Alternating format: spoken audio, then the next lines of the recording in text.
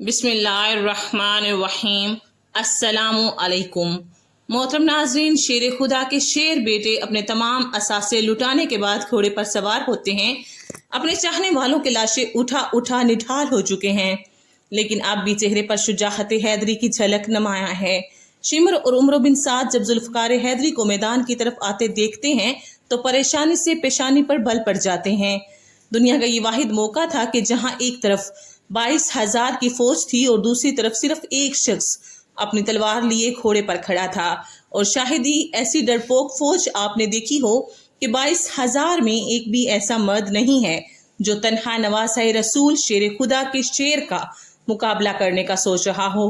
ویسے بھی ان سب نے سن رکھا تھا کہ ان کے نبی صلی اللہ علیہ وآلہ وسلم نے فرمایا تھا، حسین مجھ سے ہے اور میں حسین سے ہوں۔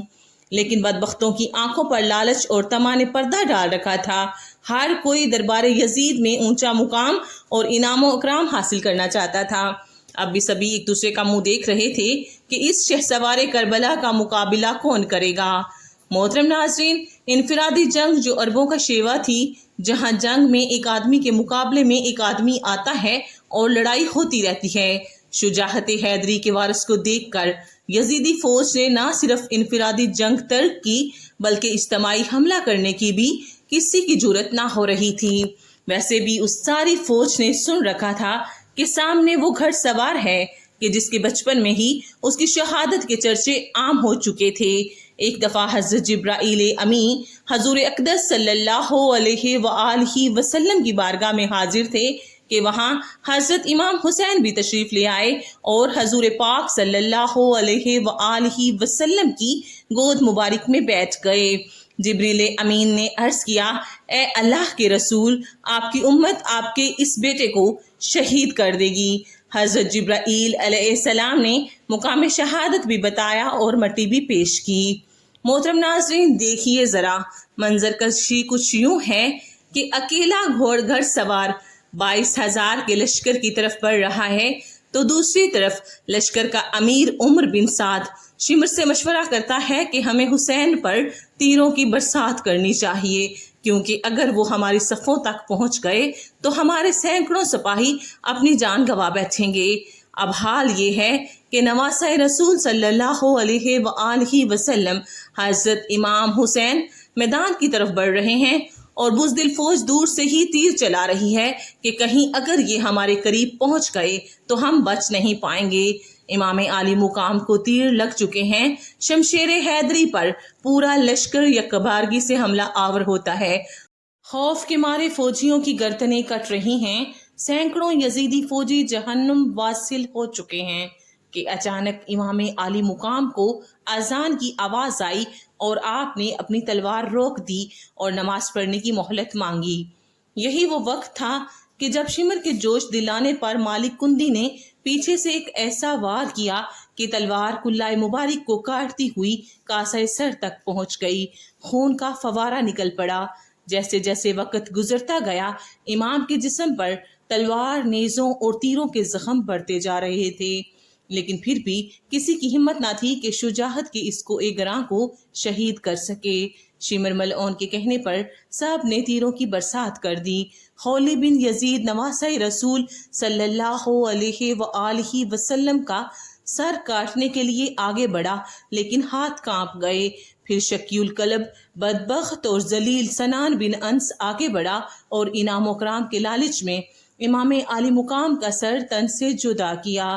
ملعون ابن زیاد کے حکم پر تمام سر نیزوں پر چڑھا دیے گئے اور جس میں اطہر کو گھوڑوں کی ٹاپوں تلے پامال کیا گیا۔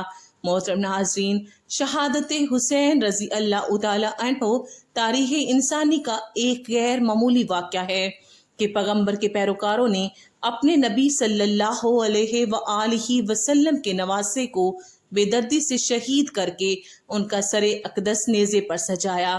یہی نہیں، خاندان رسول صلی اللہ علیہ وآلہ وسلم کے شہزادوں اور اصحاب حسین کو بھی اپنے انتقام کا نشانہ بنا کر انہیں موت کے گھاٹ اتار دیا۔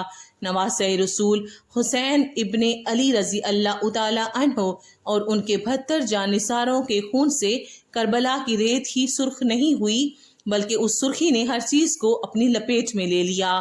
محدثین بیان کرتے ہیں کہ امام عالی مقام کی شہادت پر نہ صرف دنیا روئی، زمین و آسمان نے بھی آنسو بہائے۔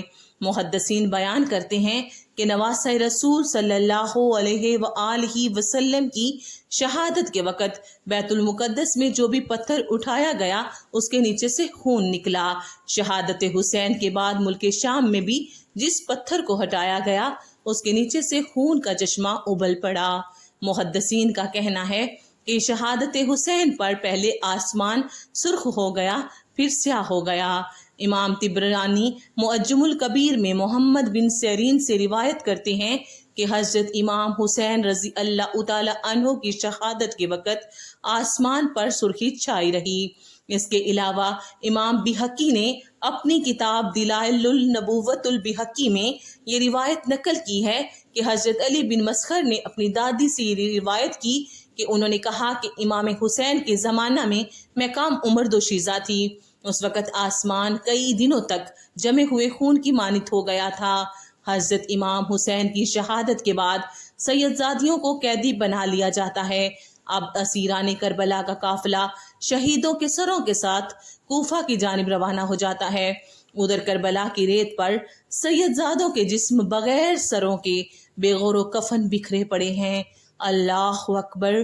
تاریخ گواہ ہے کہ شہادت کے 3 دن بعد 13 محرم کو مقام غازریہ سے قبیلہ بنی اسد سے خواتین دریائے فرات پر پانی لینے آئیں تو انہوں نے بغیر سروں کے جسموں کو بکھرے دیکھا تو سب کی چیخیں نکل گئیں۔ واپس گھروں کو لوٹیں اور اپنے مردوں کو بتایا کہ خاندان نبوت کی لاشیں بکھری پڑی ہیں، ہمیں ان کو دفنانا چاہیے۔ چنانچہ کچھ مرد ان کے ساتھ میدان کربلا پہنچے اور قبریں کھودنا شروع کر دیں۔